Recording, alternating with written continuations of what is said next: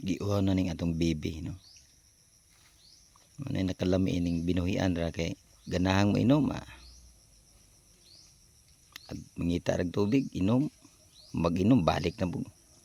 Ang importante ra magud maigsuon nga walay mga tanom no. Sa mga silingan nga ma-damage pod no.